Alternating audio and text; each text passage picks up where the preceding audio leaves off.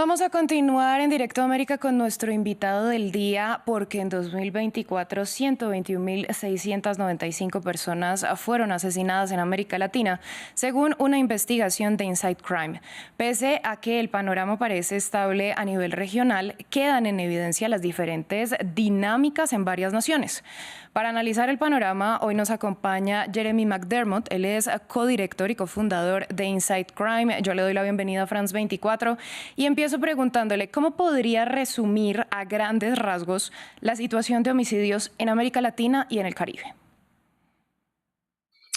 Muy buenos días. Pues la buena noticia es que se ha producido un ligero descenso de los homicidios en toda la región de América Latina y el Caribe. Pues la mala noticia es que la región sigue siendo la región más violenta del mundo y la dinámica actual impulsada por el crimen organizado sugiere que eso no va a cambiar.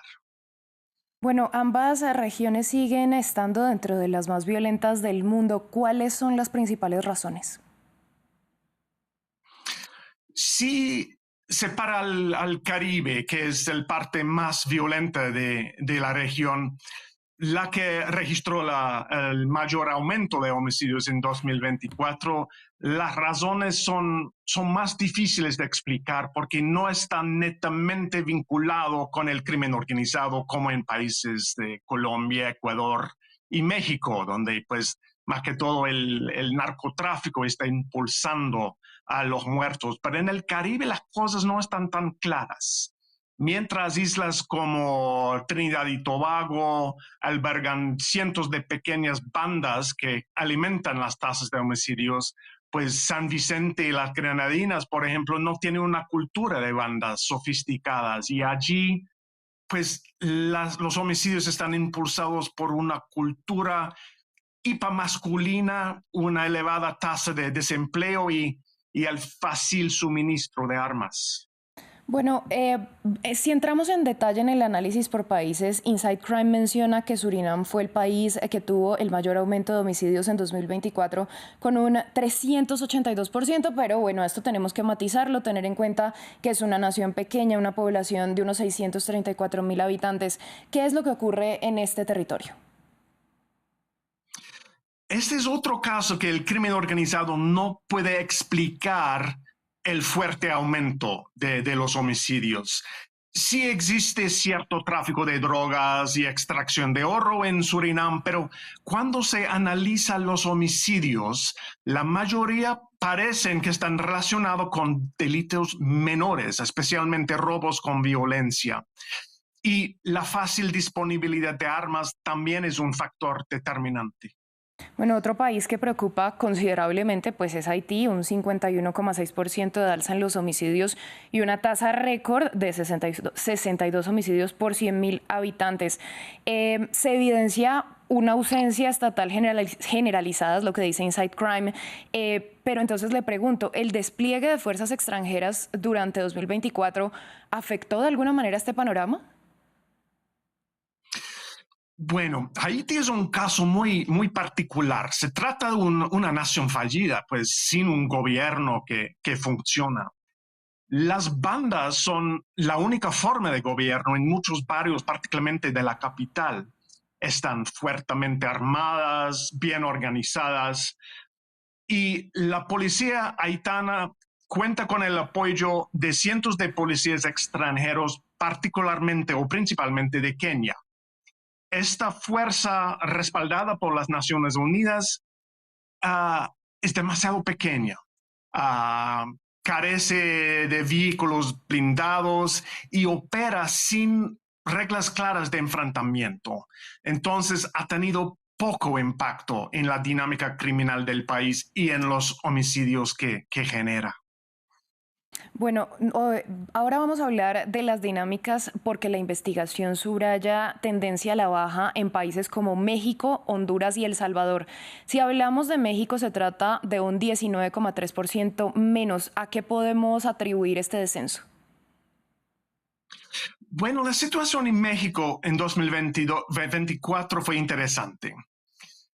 Donde hay hegemonía criminal, es decir, la presencia de un actor criminal, un único actor criminal, los homicidios tienen a ser menores. Y este es el caso en ciertas partes de México durante el año pasado. Pero, sin embargo, al finales del año pasado y continuando en 2025, vemos una división en el cártel de Sinaloa que está alimentando los homicidios. Entonces, yo creo que el descenso del año pasado, pues eso tal vez no va a continuar. Si hablamos de El Salvador, se ubica dentro de la tasa, se ubica dentro de las más bajas de la región, según este informe de Inside Crime. Dice que hay que tener cuidado con las cifras del gobierno de Nayib Bukele. Entonces yo le pregunto, ¿se teme una subestimación o que intencionalmente se estén reportando menos muertes de las que ocurren?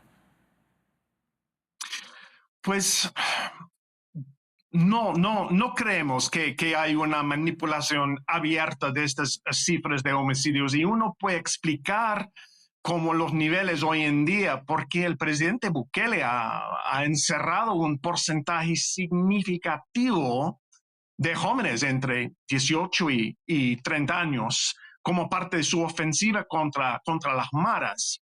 Y con ello se han debilitado las principales estructuras delictivas, el Mara Salvatrucho y el Barrio 18. Y se ha puesto fin a la violencia entre estas bandas rivales, que era el principal motor de homicidios en El Salvador. Bueno, si hablamos de América del Sur, por ejemplo, sorprende bastante la situación en Ecuador. Según los datos, hubo una disminución en los homicidios entre 2023 y 2024, pero la percepción de violencia en este país continúa siendo muy alta. Sí, sí. No se puede dar demasiada importancia al ligero descenso de los homicidios en Ecuador durante 2024. Sigue siendo el segundo año con más homicidios registrados y creemos que la leve disminución se explica por el despliegue militar a los principios de 2024, que tomó por sorpresa al crimen organizado. Pero después de un par de meses, una vez que las bandas se acostumbraron al despliegue del ejército, los homicidios comenzaron a aumentar de nuevo. Bueno, y si nos vamos a Colombia, que presenta una cifra que sigue siendo alta, pero con tendencia a la baja, ¿cuáles podemos analizar que son las dinámicas? Por ejemplo, si tenemos en cuenta que ya en 2025 vimos la situación de violencia en el Catatumbo. Sí, pues la naturaleza de la violencia y homicidios en Colombia ha cambiado desde la desmovilización de la guerrilla y de la FARC. Los asesinatos ya no están impulsados por el conflicto civil en que los insurgentes luchan contra los militares, no. Ahora el motor principal es la lucha entre diferentes actores ilegales por el control del territorio y las rentas ilegales dentro de ese territorio. Y la situación en el Catatumbo es un ejemplo perfecto de eso. Y con el aumento de la producción de cocaína y por lo tanto las ganancias criminales, podemos esperar que los actores criminales se fortalezcan y que la lucha por el territorio continúa durante 2025 y desafortunadamente los homicidios podrían aumentar.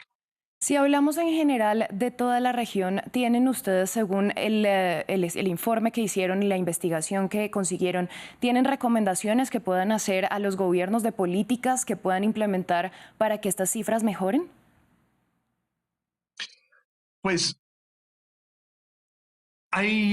yo creo que el enfoque en la guerra contra el crimen organizado tiene que ser enfocado en reducir los homicidios. Y uno de los retos es que cuando uno ataca a grupos grandes como el Cártel de Sinaloa, por ejemplo, y se fractura, siempre hay un aumento en homicidios. Y segundo es que el uso del ejército o los militares dentro del país, porque su misión principal es la defensa de la patria, no la seguridad interna.